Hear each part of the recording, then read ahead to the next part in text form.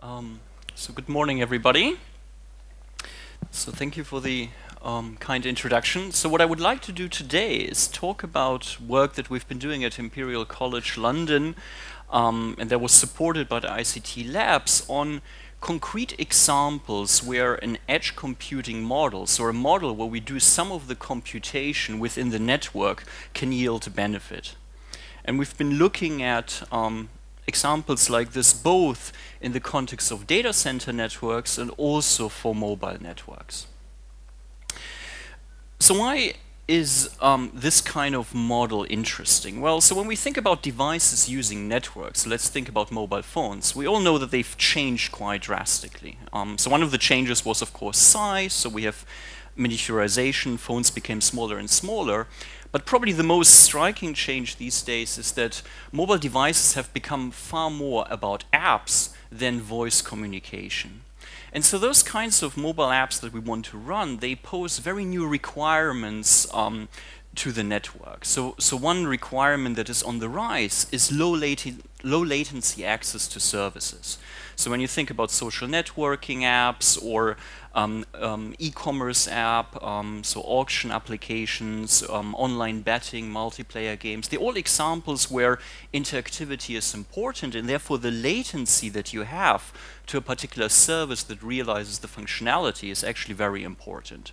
And this is something where mobile networks, they can give you quite unpredictable service when they try to support applications like this.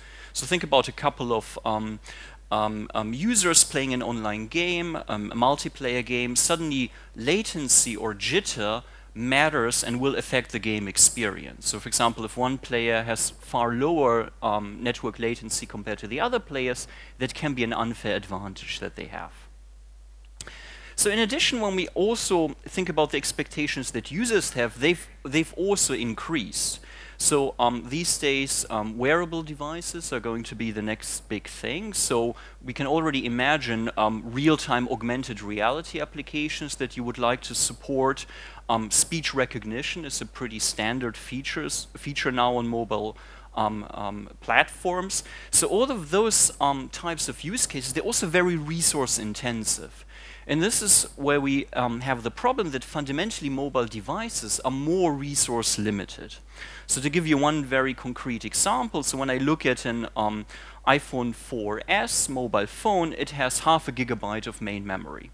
So once I have the operating system running, that leaves just over 200 megabytes available for applications.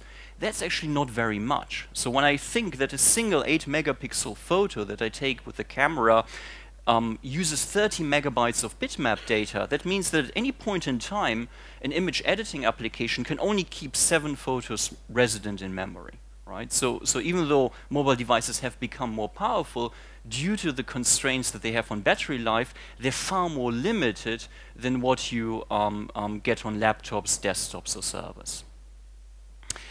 So when we think about how these types of mobile devices running apps interact with the network, well, so mobile networks, of course, also have evolved quite substantially over the years, but they are now stuck in the middle, providing a service where mobile applications talk to backend services that actually provide the functionality. Right? So we're very much now in this model where the task of the mobile network is to push bits from A to B, but essentially all of the functionality is provided by backend services that then support mobile applications.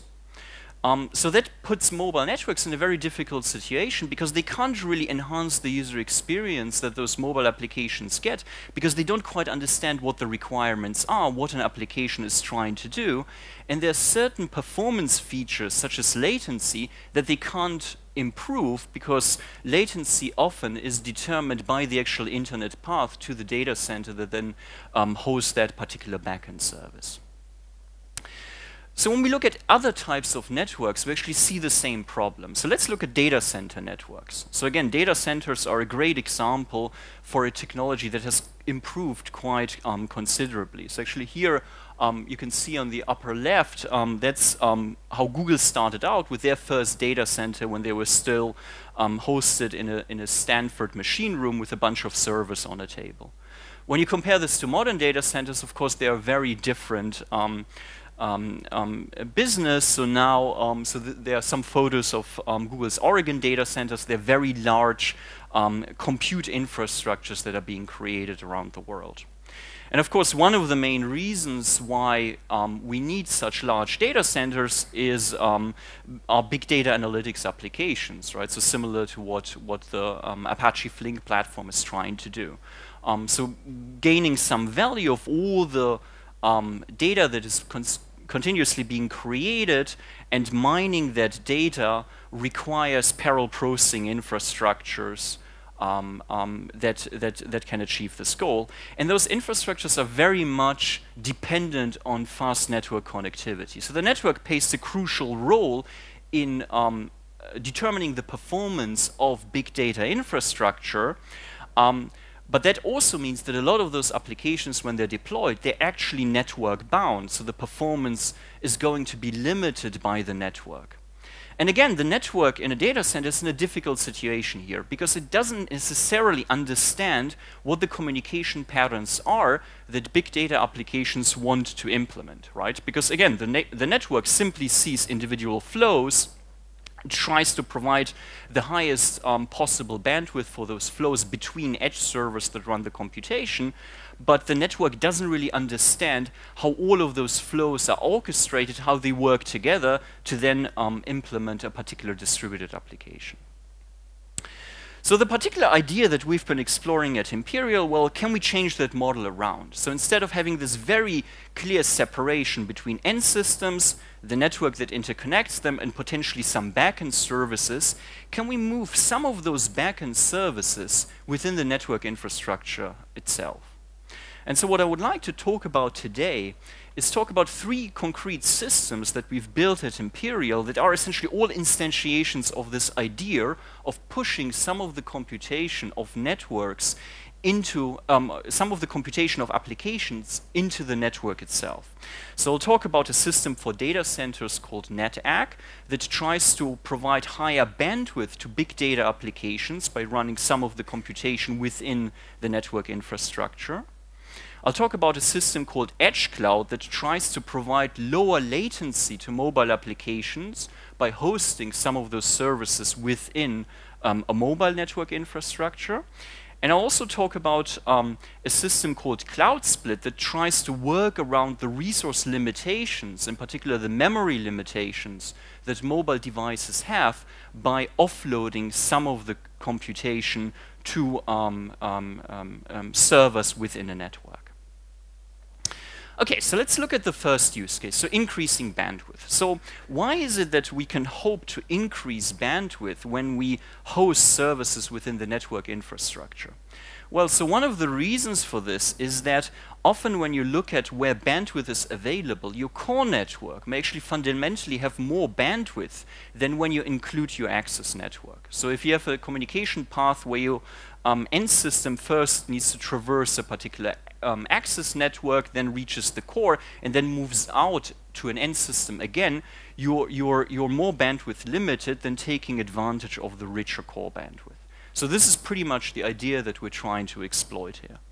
So let's look at a data center network in a bit more detail. So typically data center networks have this kind of hierarchical organization where servers are organized in racks. Those servers in racks may have a 1 gigabit network interface. We have top of the rack switches that interconnect them, and then we have a layer of aggregation switches and so on.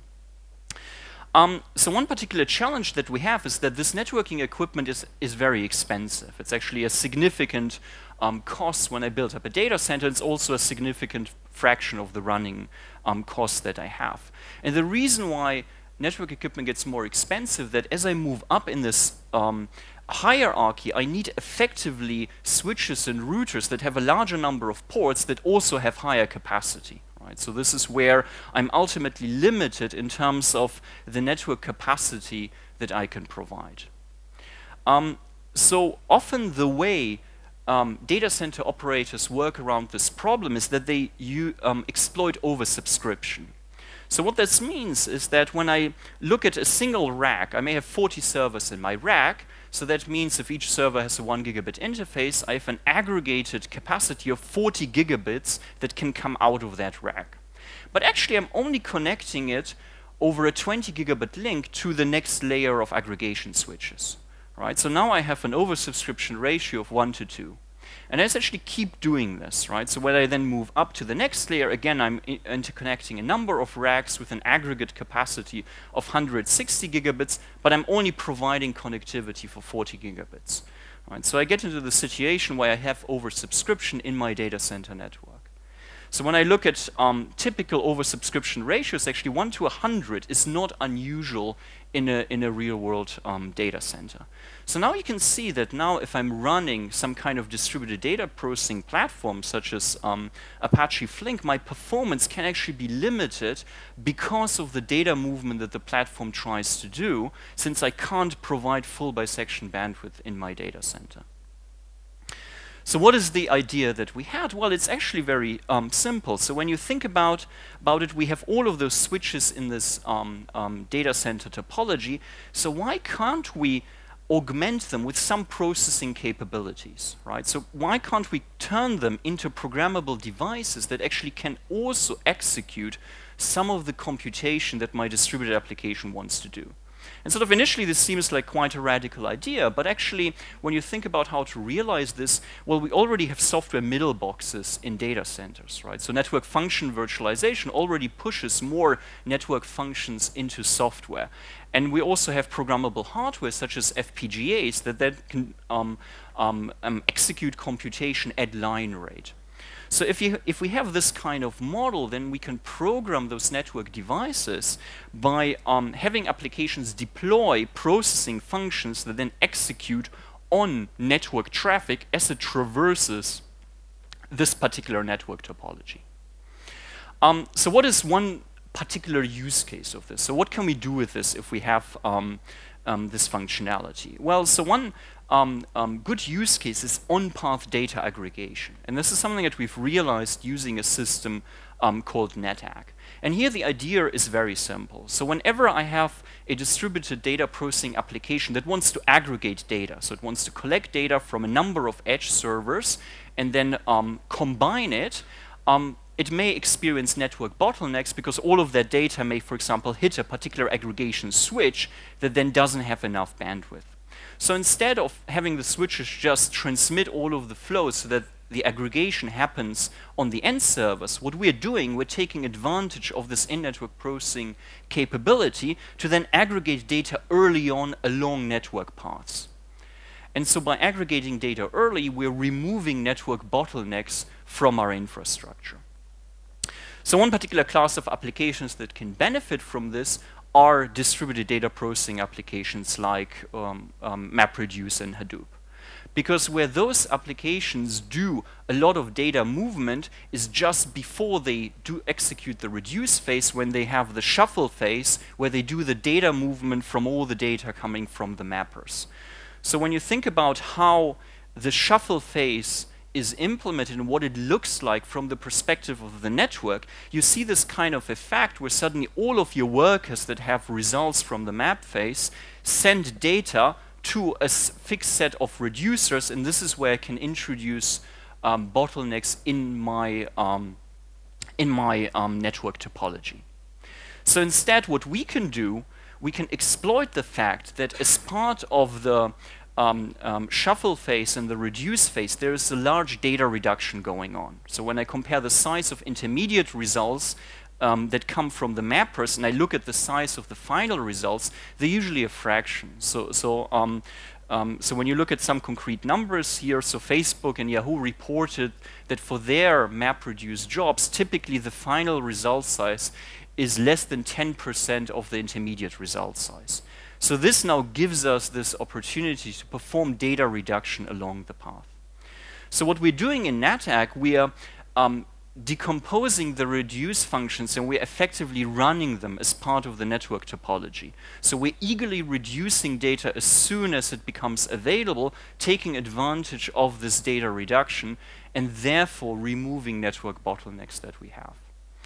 So I don't have time to go into more detailed evaluation results, but just to give you one result to show how this idea performs in practice. So this is for a different type of distributed application. So we looked at Apache Solr, which is a distributed full-text search engine, but it has the same kind of pattern that it does parallel computation across a large number of backend servers, and then it needs to aggregate partial results coming back from those servers. So what we've done, we first deployed Apache Solr in our data center, and we just increased the number of clients. And here the performance remains limited up to 1 gigabit per second, because it's limited by the edge bottleneck. So none of our servers are connected by more than one, by a network interface that can support more than 1 gigabit. But when we deploy Solr together with NetAC, suddenly it scales much better, because we can go beyond that 1 gigabit edge bottleneck, because now the final results are of course much smaller, so we're less limited by this bottleneck, but now our processing throughput, because the system does data reduction, now becomes much higher. Okay, so this is one example of what we can do to reduce, to increase bandwidth. So what about latency? So let's look at a very different scenario. Now let's look at a mobile network where we want to support some kind of real-time gaming application, and we're interested in reducing latency. So obviously now putting some of that service within a mobile network infrastructure is very attractive, because that's one way of cutting latency. Right, so we can't control the internet latency, and very much depends on where the user is located in the world and where the data center is that is actually hosting the service. But once we push some of that backend game service to the network itself, we have far more control over the latency that is experienced. So when we want to host services at the network edge, we face two concrete challenges. So the first one is the service placement. So where do we put it within our network? And of course here we have to account for the fact that mobile clients roam, right? So there won't be a single optimal placement decision, as we have a population of mobile clients that also change their location in the network, so we need to adapt what we're doing. So in addition, once we are migrating a service within our network infrastructure, we now need to worry about the service state, right? Because we need to now move it from one hosting location to another, and since we're dealing with a real-time game, we have to worry about the disruption that this creates to players playing the game. So let's look at a concrete example. So let's assume that we're playing some kind of first-person shooter, and it's a multiplayer game. We have a distributed mobile network with multiple base stations, different locations, and latency between them. So here in this example, we have 3 game clients, and then we have 3 possible locations where we can host the game server. So now we make a decision to host the game server at one of the locations. So here I've put the game server on location 4, and this will now give us particular latencies to the players of the game. Right? So for client 1, this is a very good location. They have a very low latency of 5 milliseconds. But for player 3, that is actually a bad location, because they now experience a lag of 300 milliseconds. So what does that mean when they're playing the game? Well, what we've done here is we've recorded a video that shows essentially the game experience of those 3 players when you have that particular network topology for an emulated network. So here, effectively, all of those, the middle and bottom video show how clients 2 and 3 see player number 1, right? And so when player number 1 is doing an action, what you, oops. Can I start this? Let me just try this, oops. So you can see that there's now a lag between the player jumping as perceived by clients 2 and 3. And that lag simply comes from the network delay that we have. Right, so multiplayer games, they usually apply predictive algorithms to a certain degree to mask these kinds of differences in latency, but they only work up to a point.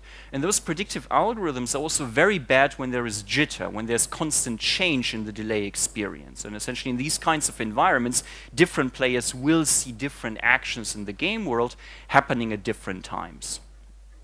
So what EdgeCloud is now going to do, it can now migrate that game service dynamically based on the current network conditions. So what is happening is that all of the clients continuously monitor the latency that they experience to the game server, and they then report those measurements so that the active server can then minimize the maximum latency. So the particular metric that we are optimizing here for is effectively game fairness, right? So here in this example, hosting location 6 would actually be a more fair location because it then means that the maximum latency experience is 180 milliseconds.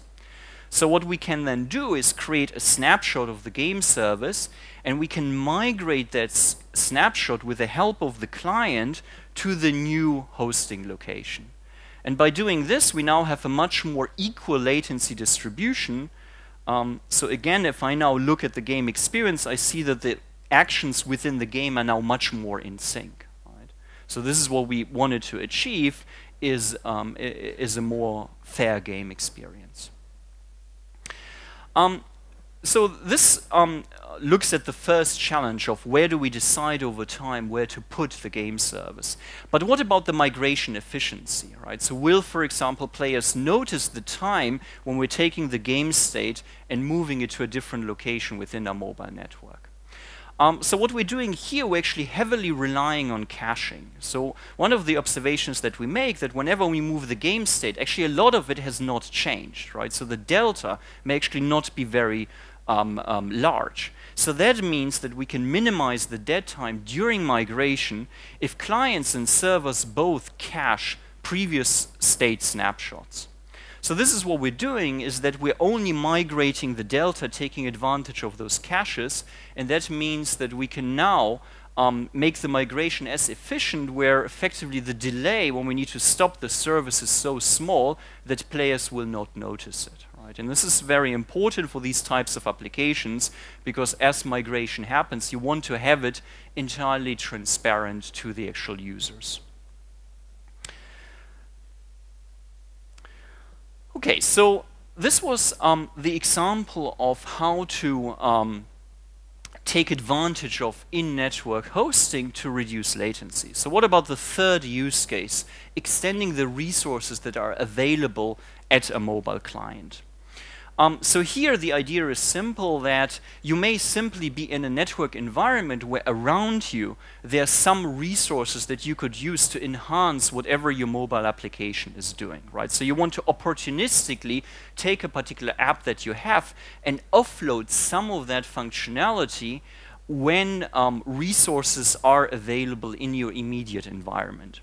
And so this kind of code offloading idea is something that has actually been explored by a number of people, and there are a number of systems such as Maui and CloneCloud that do this kind of opportunistic offloading for mobile apps on demand. Typically the focus for these types of system is compute offloading. So I have a mobile application, for example, I'm playing a game, and that game has a computationally intensive AI component. Right? So if I don't have to run that AI component on my mobile device, but instead when I'm, for example, close to my laptop or a base station or any other device that has compute resources, I could execute that AI component with much better performance on one of those resources that are available, right? And so therefore I'm both improving the app experience, and I'm also saving in terms of battery life because I don't have to run the computation on my device.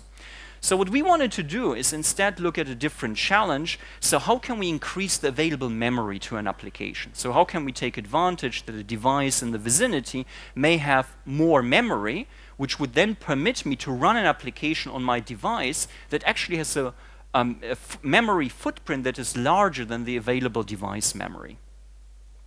So one of the difficulties when you do this is that when you look at current offloading systems, they all try to migrate state. So the way they typically work is that all of the application state is on the mobile device, and they simply then, whenever they want to offload an application, they take the parts of the state that are needed to execute that offloaded call, they transmit it to whatever the remote server is that we want to use for offloading, and then they get the response back again with the associated state, and then they merge those state updates with my local game state, or my local application state, right? So they always perform state migration.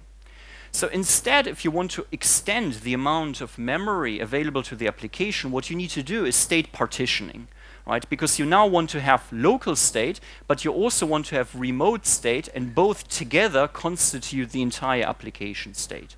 Right, so we're now splitting the state used by that application, and this is what our system called CloudSplit does. So now when we're offloading a request, it becomes more efficient because we don't have to transmit the state, right? Because the state is already on the remote side, so we offload the request, and then we go to get a response back, and we're benefiting from the remote state that exists somewhere else. So this is quite nice. But actually, state migration has one big advantage. So a state migration model has the big advantage that it can handle failures transparently. So imagine that we now lose network connectivity, right? If you have a state migration model, my application can just continue, right? It'll just execute the call locally, and all the state is available on the local device. Right. So this is something that we can't do with state partitioning. If we have a network failure, we now lost access to part of our application state. So that's a problem. But the benefit of state partitioning is that we are no longer limited by the device memory. So how did we overcome this problem of failure handling when you have a state partitioning model? Well, so the idea that we're exploiting is very simple. We are requiring the remote server to take periodic snapshots of that remote state, and those snapshots are then asynchronously transferred back to the device, so that the device, after failure, after it has lost network connectivity, it can reconstitute the entire application state. So the way this works is that before the local device offloads a call, it first takes a snapshot of its local state. And then also before returning from the remote side will take a snapshot of its state. Okay? And those snapshots that the remote side takes are periodically transmitted in the background back to the local device. Okay? So then when there is a failure, we can do the following. So let's say we now after a particular offloaded call, we lost the network. So in that case, we have to distinguish. So if we've received the previous snapshot from the remote side, well, that's great, because then we can use the remote snapshot and the local snapshot that we've just taken to completely reconstruct the entire application state, and then we're just re-executing the call locally. If the failure happened before we received the last remote snapshot, well, then we need to use the previous remote snapshot that we've received. But what that means, we also need to roll back the local application state. So we now need to use one of the earlier local snapshots of the state that we've taken to roll back the state. We then use the remote state that we have, and we need to execute effectively 2 of the calls locally to bring the application state back to where it was before. Right? So we now have this trade-off in this particular scheme where using state partitioning, we can suddenly support mobile applications that have far larger state than the device memory, but the cost that we pay is the more complex failure recovery model that we now need to have based on the snapshot recovery. But for some applications, that may actually be an entirely reasonable thing to do, because now they have effectively this illusion of a larger amount of memory when they execute.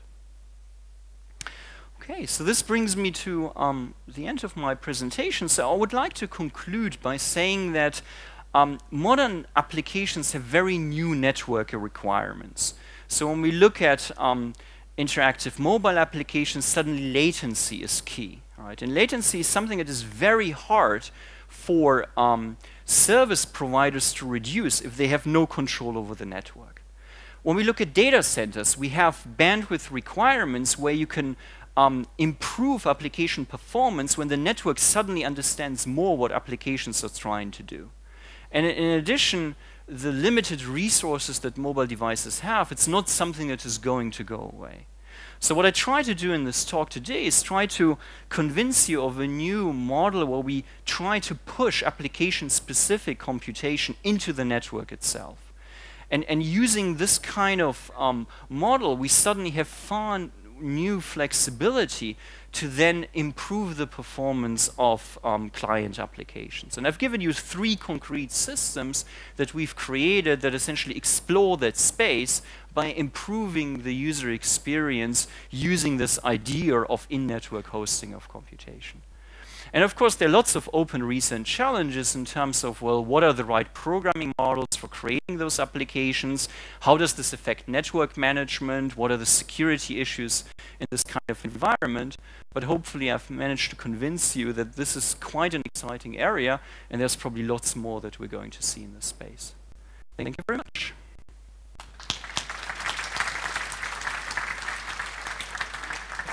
Thank you, Peter, for a very interesting talk. We have time for some questions. Do we have any questions?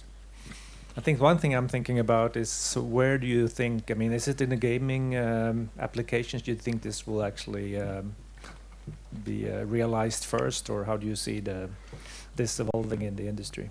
I mean, I think gaming can be a very powerful driver, right? Because multiplayer online gaming is already an incredibly big market segment, but a lot of those games are still played using wired connection, essentially from, well, laptops and desktops. But as we see these kinds of users move to mobile devices, so using tablets, sort of other types of devices, then I think suddenly those kinds of requirements on the network will happen.